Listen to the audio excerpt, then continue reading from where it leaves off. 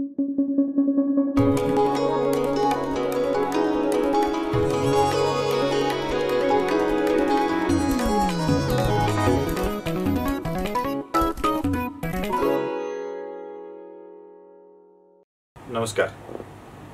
3 जून जवळ येतोय आणि जसजशी ही तारीख जवळ यायला लागते तसं मराठवाड्यातल्या प्रत्येक माणसाला एका व्यक्तीची आठवण झाल्याशिवाय राहत नाही आणि ती व्यक्ती म्हणजे गोपीनाथ मुंडे.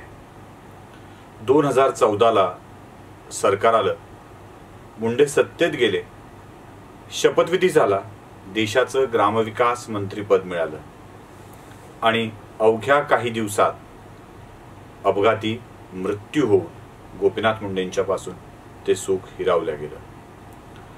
तुम्ही म्हणाल 6 वर्षानंतर पुन्हा एकदा गोपीनाथ मुंडेंची आठवण काढण्यात काय स्वारस्य. खरं तर मी ज्या मतदारसंघात, मी ज्या गावातला, रेणापूरचा, तो गोपीनाथ मुंडेंचा मतदारसंघ. अगदी तो मतदारसंघ अस्तित्वात असेपर्यंत मुंडे तिथून निवडून येत राहिले. एक पराभवाचा अपवाद वगळता सातत्याने तिथून त्यांनी विजय संपादन केला. पुढे माझ्या पत्रकारितेची सुरुवात, उभारणी आणि नाव ज्या जिल्ह्यात मिळालं तो जिल्हा म्हणजे बीड, आणि तोही गोपीनाथ मुंडेंची कर्मभूमी असलेला जिल्हा. 2 वेळेला खासदार म्हणून मुंडे त्या जिल्ह्यातून निवडून गेले आणि 5 वर्ष त्या जिल्ह्याचे सरकारमधले प्रमुख ते होते.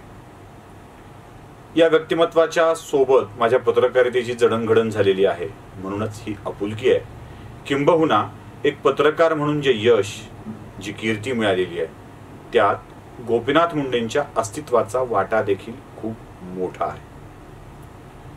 1995च्या आधी गोपीनाथ मुंडेंनी आपल्या संघर्षाला सुरुवात केली आणि 1995ला त्या संघर्षाला यश मिळालं आणि हे यश मिळालं म्हणून गोपीनाथ मुंडे उपमुख्यमंत्री झाले.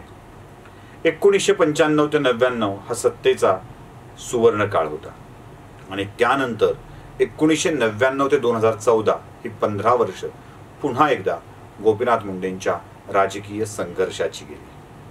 आधीची 15, नंतरची 15 अशी 30 वर्ष जवळपास राजकीय संघर्षातलं आयुष्य गोपीनाथ मुंडेंचं गेलं.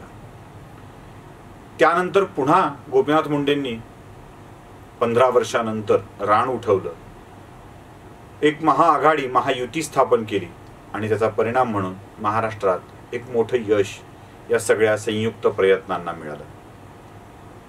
आता गोपीनाथ मुंडेंच्या विषयी हे सगळं सांगताना ही सगळी माहिती सगळ्यांना असलेली आहे, पण या व्हिडिओमधून मी वेगळं काय सांगणार आहे, वेगळी काय गोष्ट आहे असा प्रश्न आपल्या सगळ्यांना पडला असेल.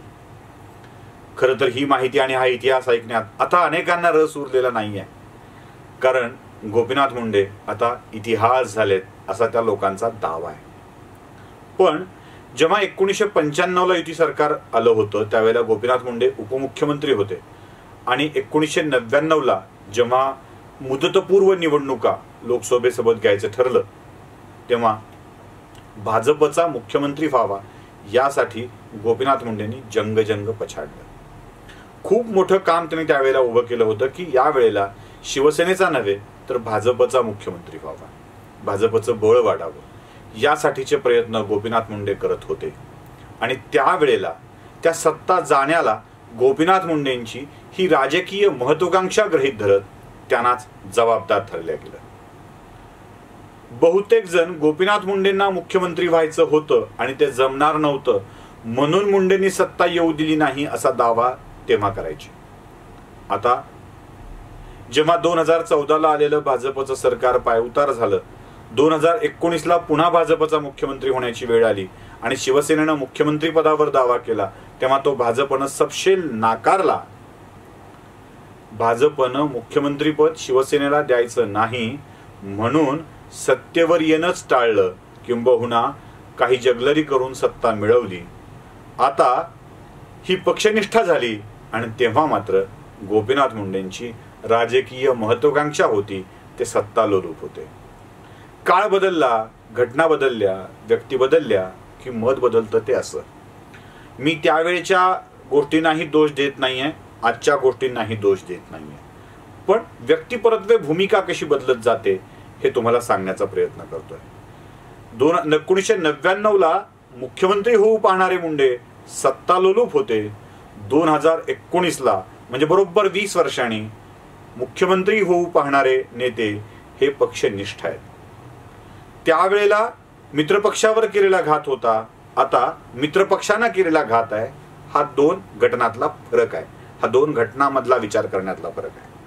आपण जरा पुढे जाऊ. गोपीनाथ मुंडेंनी लग्न केलं ते प्रमोद महाजनांच्या बहिणीशी, एका ब्राह्मण परिवारातल्या कन्येशी.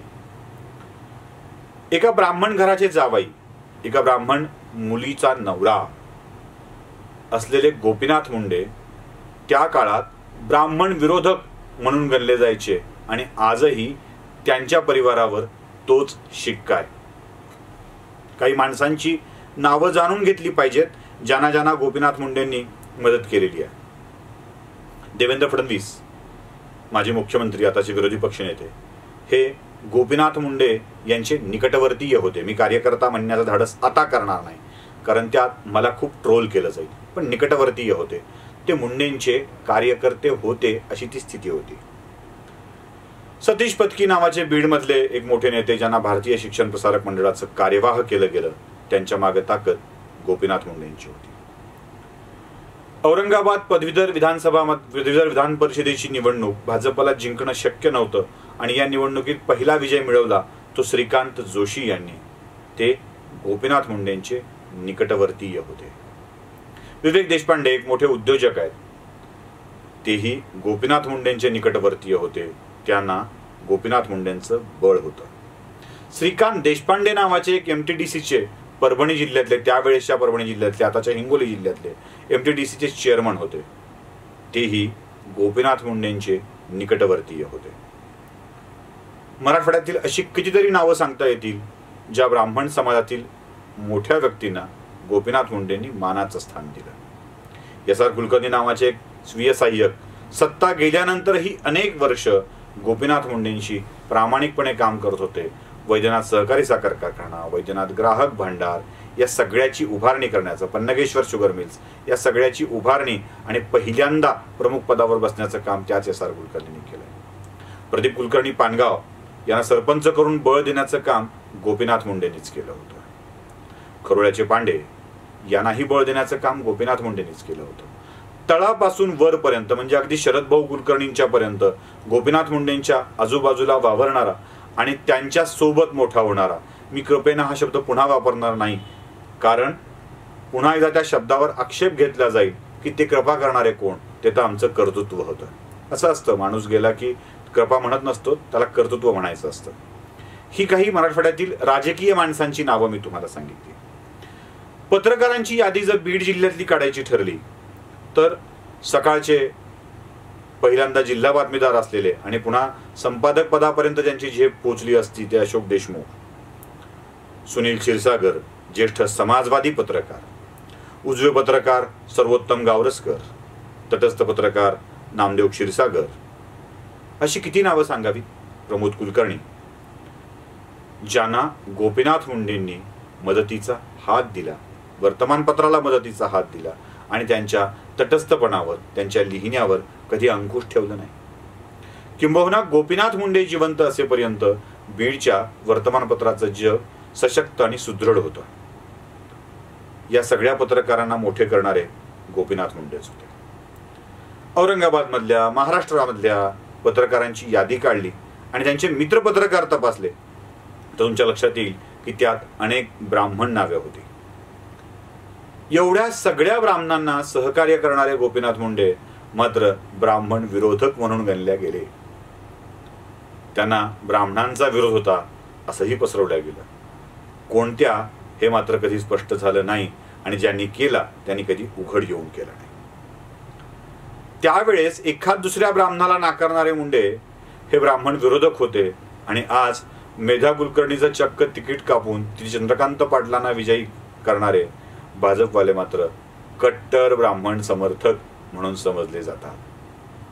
आता यादीच देता येईल कुणाकुणाचं नुकसान झालंय आणि कुणाकुणाचा फायदा झालाय. काळाचा महिमा असतो, त्यावेळेला त्यांच्यावर ब्राह्मण विरोधकाचा शिक्का बसला आणि आताचे नेते मात्र कट्टर ब्राह्मण समर्थक आहेत। हा असाच महिमा चालत राहणार आहे। माणसं गेली की त्याचं महत्त्व आणि त्याचं काम याचा विसर सहजपणे पडू लागतो। त्याचाच हा परिणाम आहे। ते गेले आणि त्यांचा वारसा त्यांच्या लेकीकडे आला। ते जाण्याच्या आधीच घर दुभंगलेलं होतं, घर दुभंगणार होतं आणि दुभंगण्याचा ठपका अनेकांच्या वरती ठेवण्यात आला। त्यांच्या लेकीला त्यांचा वारसा मिळाला। त्यांच्या पश्चात एक निवडणूक पंकजा मुंडेंना जिंकता आली। त्याआधी गोपीनाथ मुंडेंच्या हयातीत एक निवडणूक जिंकली आणि त्यानंतर 2014ची एक निवडणूक पंकजा मुंडेंनी जिंकली। पाठोपाठ 2019च्या निवडणुकीमध्ये मानहानिकारक पराभव स्वीकारावा लागला। जवळपास 35,000 मतांनी पराभव पंकजा मुंडेंचा झाला। पंकजा मुंडे ॲटिट्यूड ठेवतात, पंकजा मुंडे इगोस्टिक आहे, त्या लोकांशी मिळत नाहीत। गोपीनाथ मुंडे असं वागत होते, गोपीनाथ मुंडे तसं वागत होते, माझा फोन लगेच घेत होते, आता यांना भेटणं अवघड आहे, अशा स्वरूपाचे आरोप ठेवले गेले। ॲटिट्यूड आणि इगो हा आरोप तर खूप मोठा ठेवला गेला असेलही कदाचित। तो बदलही पंकजा मुंडेंना आपल्या आयुष्यात करावा लागेल।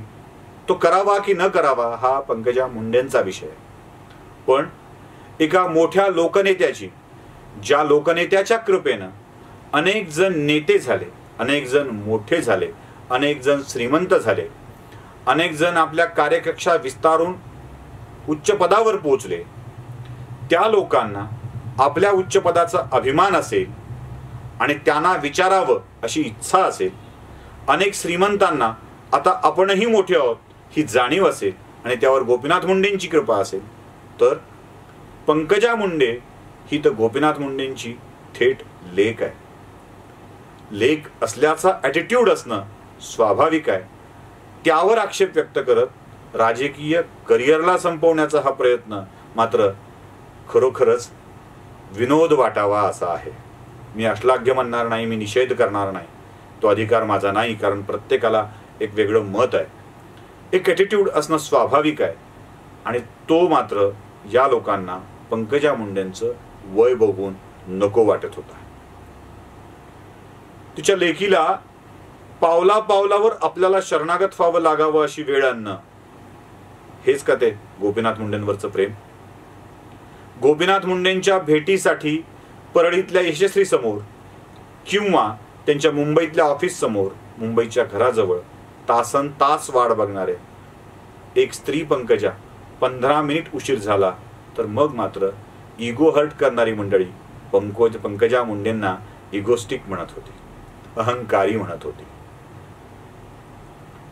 ज्यांनी तासन तास मुंडेंची वाट बघितली, एक कृपा कटाक्ष पडावा यासाठी वाट बघितली आणि त्या कृपा कटाक्षानं मोठी झाली, ती मंडळी पंकजा मुंडेंनी आपल्याकडं नीट बोलत नाही, फोन घेत नाही म्हणून रागावत होती। मग मोठं इगोस्टिक कोण आहे हा खरा प्रश्न आहे। या सगळ्यांचा सल्ला असेल, लोकांचं म्हणणं असेल तर पंकजा मुंडेंनी नक्कीच बदलावं यात शंका नाही। पण इगो खरा कोणाचा हाही प्रश्न या निमित्ताने पडतो। 3 जूनला गोपीनाथ मुंडेंचं स्मरण करताना, गोपीनाथ गडावर आदरांजली वाहताना काही प्रश्न असे पडतात की काय म्हणून लोक आता आदरांजली वाहतील, कुठल्या भावनेनं गोपीनाथ मुंडेंच्या आत्म्याशी लोक बोलत असतील। ज्या नेत्याच्या कृपा आशीर्वादासाठी, ज्या नेत्याच्या मर्जीसाठी अनेक लोक भटकत होते, तासन तास फोन लावत होते, संध्याकाळी कधीतरी गोपीनाथ मुंडेंचा फोन यायचा, उत्तर मिळायचं, काम होईल याची खात्री वाटायची आणि केवळ तीच मंडळी आता एक फोन उचलला नाही म्हणून पंकजा मुंडेंवरती नाराज होऊन बाजूला सरकत आहेत। हीच आदरांजली ठरणार आहे गोपीनाथ मुंडेंना? गोपीनाथ मुंडेंना समजणाऱ्या, त्यांना मानणाऱ्या लोकांना माझी एकच विनंती आहे, त्या जननायकाला खरी श्रद्धांजली अर्पण करायची असेल तर आपण आत्ता त्यांच्या पश्चात त्यांच्या वारसदारांविषयी कोणती भूमिका ठेवतोय हे देखील तपासून बघणं आवश्यक आहे। मला वाटतं आपण आपल्या भूमिकेत बदल केला तर तीच खरी श्रद्धांजली ठरेल, तीच खरी गोपीनाथ मुंडेंची आठवण ठरेल। अनलायझरचा हा व्हिडिओ कसा वाटला ते नक्की कळवा। लाईक, सबस्क्राईब करायला विसरू नका, बेल आयकॉन नक्की दाबा, आपली भावना आमच्यापर्यंत नक्की पोहोचवा।